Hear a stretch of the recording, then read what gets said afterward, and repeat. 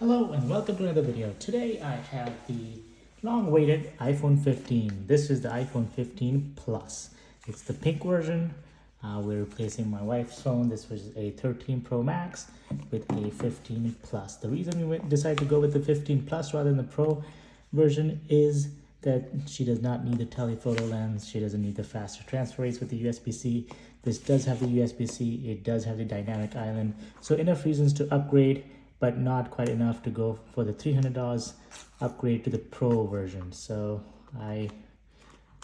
it's always easy to unbox an iPhone. You just pull that arrow and the tape is off. Okay, so the phone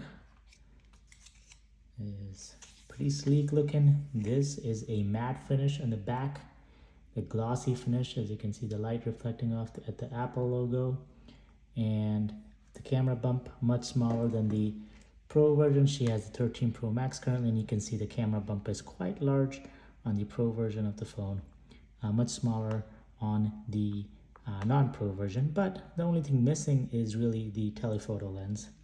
Now right off the bat, I feel that the phone is much lighter compared to this. You can see that let me just take this off the case so we can compare. The 13 and the 14 Pro Maxes are not that different from the outside, essentially same feel, so you can kind of alternate this one for a 13 or 14 Pro Max. But you can see these are sharp edges. You can actually feel the sharpness with your fingers. This is curved, so they're both curved front and bottom, so the phone actually feels slightly smaller because of the curved edges. And this material here was glossy and slippery. This is now grippy and matte finish, and so it's much easier to hold on to your hand. It's much less likely to slip from your hand. Other than that, you can see the volume button is the same. The let's see, on the top, same essentially. Bottom, of course, you now have the USB-C, and then the speaker grill on the bottom, so you can see the USB-C port in there.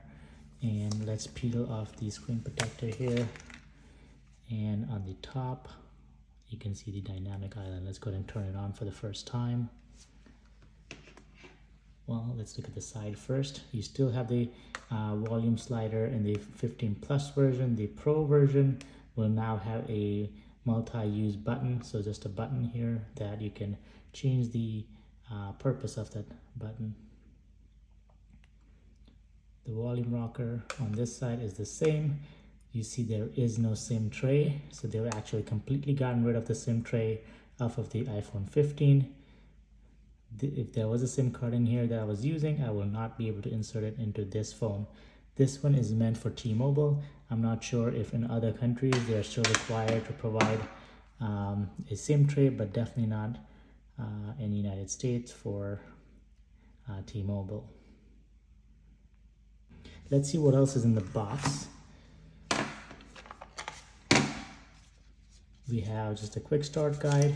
We don't need that, but this is definitely something new. So the cable that's included, it's actually braided.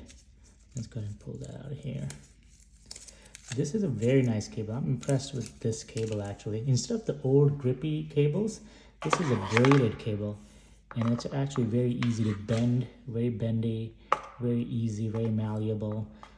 As you can see, it doesn't hold on to that, even though it's packaged in circles, it doesn't hold on to that form. It's a very nice feeling cable, feels sturdy. USB-C to USB-C. I like this cable a lot. Of course, not much else on the device, as they're trying to make everything more green and not include adapters, which is fine since most of us have adapters. Okay, so the phone's all set up. It's using my iCloud backup to set up the phone. While it does that though, we can go ahead and use the camera and things like that to see how it is.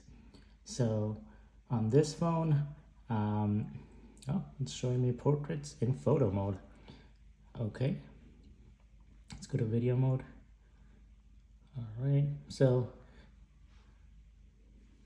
you get 2x zoom even in the non-Pro version, and apparently it goes to 4x optical, which you have to use your fingers to zoom in but the Pro model in the iPhone 13 Pro Max as well as the 14 Pro Max gives you 3x zoom. So not that huge of a difference.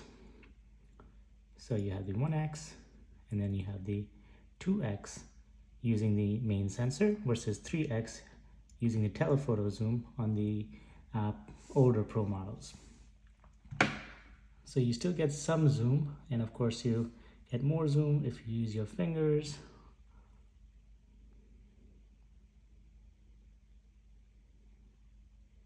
But up to 4 is considered optical, and after that it's all digital. Let's go ahead and snap a picture.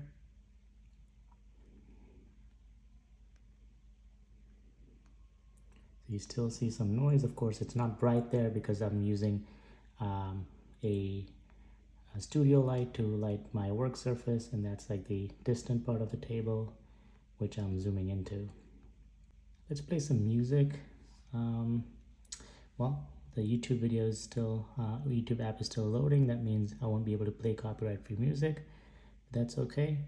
I'm pretty sure the speakers are going to be better than last year's as they get better every year. There's GarageBand installed from the factory, which in my opinion is a waste of space. If I wanted that, I would just go ahead and install it myself rather than having it installed. But let's go ahead and see what we can do with that.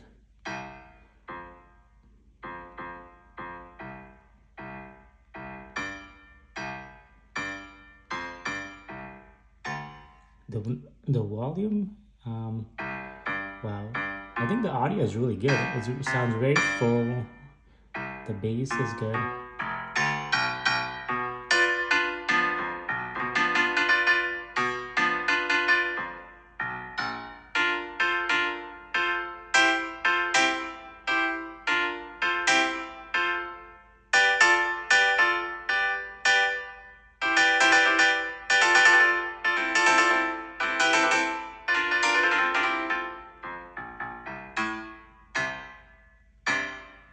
Yep, so I think the speaker is really good. I do know that the 13 Pro Max had this massive issue with phone calls, where when you made phone calls, essentially because of the lack of a mic to create background noise cancellation. So for example, see how there's a mic here that helps you with noise cancellation. You don't really have that here, and that would create this issue with essentially cutting out when there's background noise. It cuts out what you're saying. And so if you were speaking on the speaker using 13 Pro Max, the other party can't really hear you much. That issue is resolved with the 14 Pro Max, and I believe will continue to be resolved with the 15 Pro Max or 15 lineup because of the return of that noise cancellation microphone. Other than that, this is the top of the device, this side with the volume rocker, the bottom, and then the side with the power port, and the back. I do notice that the phones, as it's setting up, it's pretty warm in the back right here, where the processor must be sitting as it's downloading and processing the data of the iCloud backup. Let's see, YouTube is now on, so let's find some copyright-free music.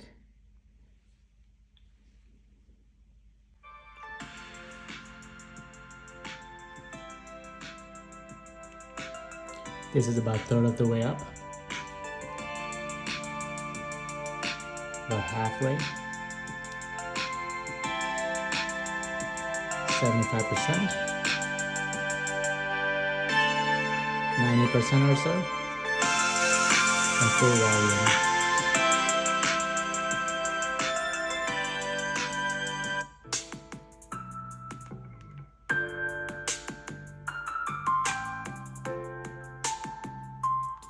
The sound is pretty full. It sounds rich. I'm hearing a large amount of volume come from the top, and of course much louder on the bottom as well. So it does sound very full. Let's take this rotate lock off.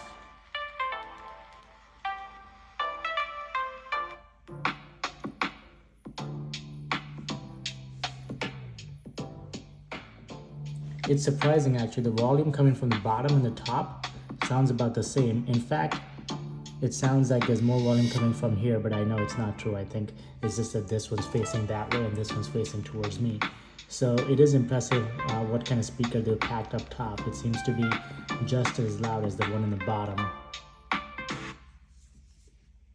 Okay, so this is the 13 Pro Max case. It also fits the 14 Pro Max. This is the iPhone 15 Plus. Let's see if the case fits.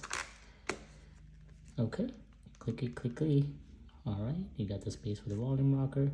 Clicky, clicky. Of course, this case is much older. You can see how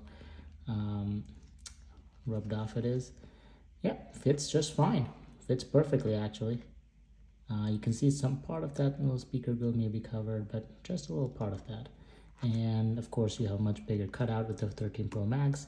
But if you get a 14 Plus case, it should fit the 15 Plus just fine.